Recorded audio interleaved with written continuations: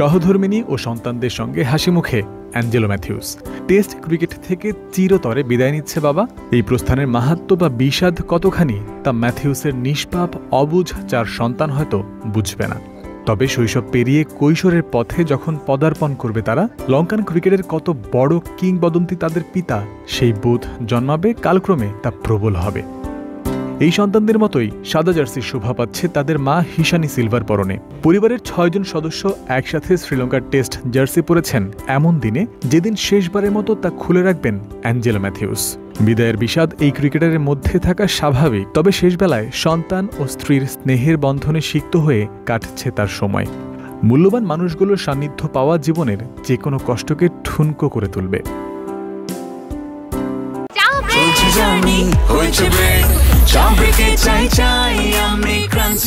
যে কোনো চা ব্রেকে বিস ক্লাব ড্রাই কেক, চায়ের সাথে আয়েশ।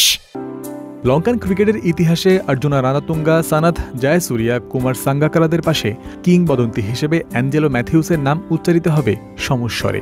এমন একজনের সাথে ড্রেসিং রুম শেয়ার করেছেন টেস্ট দলের বর্তমান ক্যাপ্টেন ধনঞ্জয় ডি সিলভা। অ্যাঞ্জেলোর বিদায় বেলা তিনিও স্মরণীয় করে রাখলেন, স্মৃতিতে ধারণ করে রাখলেন।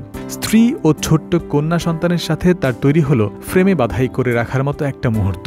সিনিয়র সতীর্থর প্রতি বিদায় সম্ভাষণও যেন বলা যায় একে। নিজ দলের সতীর্থ শুধু নয়, ম্যাথিউসের বিদায়ে তার প্রতি শুভকামনা ও কৃতজ্ঞতা জানিয়েছেন শেষ টেস্টে তার প্রতিপক্ষে থাকা লিটন দাস ও মুশফিকুর রহিমও। ধন্যবাদ অ্যাঞ্জেলো ম্যাথিউস, দারুণ এক টেস্ট ক্যারিয়ারের জন্য শুভকামনা। ফেসবুক পোস্টে এভাবে লিখেছেন লিটন। মুশফিক লিখেছেন, happy retirement my dear friend. Jayanta বিন্দু, ক্রিক ফ্রেন্সি।